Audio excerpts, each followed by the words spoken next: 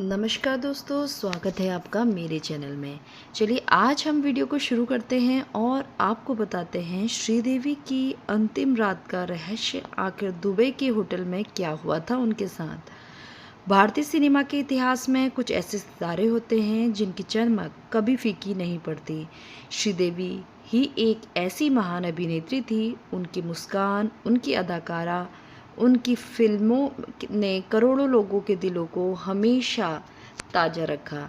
लेकिन 24 फरवरी 2018 की रात आई एक खबर ने पूरे देश को स्तब्ध कर दिया। अचानक समाचार आया कि श्रीदेवी अब इस दुनिया में नहीं रही। पहले कहा गया कि मौत हार्ट अटैक से हुई। कुछ ही घंटे के बाद नई जानकारी सामने आई जिसने लोगों को और भी हैरान कर दिया। इसके बाद अफवाहों का दौर शुरू हुआ। सोशल मीडिया पर तरह तरह के दावे किए जाने लगे, लेकिन सवाल यह है कि उस रात वास्तव में हुआ क्या था। आज इस वीडियो में हम केवल आधिकारिक जानकारी, जांच में सामने आए तथ्य, विश्वसनीय रिपोर्टों के आधार पर पूरी कहानी को समझेंगे। 24 फरवरी 2018 को श्रीदेवी दुबई में थी। वे अपने परिवार के साथ एक पारिवारिक शादी समारोह में शामिल होने गई थी। शादी के बाद परिवार के अधिकांश सदस्य भारत लौट आए, लेकिन श्रीदेवी कुछ समय दुबई में और रुकी। उनके पति बोनी कपूर भी भारत लौट आए थे। बाद में उन्होंने तय किया कि वे फिर से दुबई जाकर श्रीदेवी को सरप्राइज देंगे और दोनों साथ में डिनर करेंगे। बताया जाता है शाम को बोनी कपूर होटल पहुंचे। दोनों ने कुछ देर बातचीत की। उसके बाद श्रीदेवी तैयार होने के लिए अपने कमरे के बाथरूम में चली गई। समय बीतता गया, लेकिन जब वे काफ़ी देर तक बाहर नहीं आई तो चिंता बढ़ी। दरवाज़ा खुलवाया गया और वे बाथटब में अचेत अवस्था में मिली। तुरंत होटल स्टाफ और आपातकालीन सेवाओं को बुलाया गया, लेकिन उन्हें बचाया नहीं जा सका। शुरुआत में दिल का दौरा पड़ने की खबर फैली। बाद में दुबई के अधिकारियों द्वारा जारी पोस्टमार्टम रिपोर्ट पर बताया गया कि उनकी मृत्यु बाथटब में दुर्घटनावश डूबने के कारण हुई।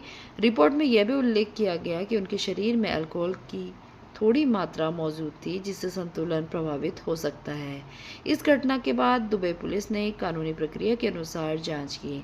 होटल स्टाफ, परिवारों के सदस्यों और संबंधित लोगों से पूछताछ की गई। पोस्टमार्टम, फॉरेंसिक जांच और अन्य प्रक्रियाएं पूरी तरीके होने के बाद अधिकारियों ने किसी आपराधिक साजिश का निष्कर्ष नहीं निकाला।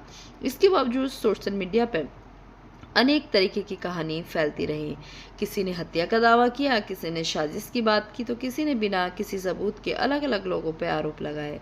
लेकिन यह समझना बहुत ज़रूरी है दोस्तों कि अब तक उपलब्ध आधिकारिक जांच में ऐसी कोई साजिश की पुष्टि नहीं हुई है। दोस्तों, जब कोई बहुत बड़ा सितारा अचानक दुनिया छोड़ जाता है तो अफवाहें तेजी से फैलती हैं, लेकिन सच वही माना जाता है जिसे जांच और सबूत समर्थन दें। आज भी श्रीदेवी की याद उनकी फिल्मों के माध्यम से जीवित है। उन्होंने हर तरीके के किरदार निभाए, कई पीढ़ियों को अपनी कला से प्रभावित किया। आगे हम वीडियो में जानेंगे क्या उस रात की टाइमलाइन क्या थी, जांच कैसे हुई, सोशल मीडिया पर कौन कौन सी अफवाहें फैली और आधिकारिक रिकॉर्ड उनसे कैसे अलग थे। साथ ही श्रीदेवी की विरासत और उनके परिवार पर इस घटना का क्या प्रभाव पड़ा। चलिए वीडियो को आगे बढ़ाते हुए जानते हैं। दोस्तों, पहले भाग में हमने जाना कि 24 फरवरी 2018 को रात में दुबई के होटल में क्या हुआ, आधिकारिक जांच में क्या निष्कर्ष सामने आया। अब आगे बढ़ते हैं। श्रीदेवी की मृत्यु की खबर आते ही पूरे भारत शोक की लहर में दौड़ गया। पहले कई समाचार माध्यमों में दिल का दौरा पड़ने की बात की गई, लेकिन बाद में पोस्टमार्टम रिपोर्ट आने के बाद स्पष्ट हुआ कि बाथटब में डूबने से उनकी मृत्यु हुई।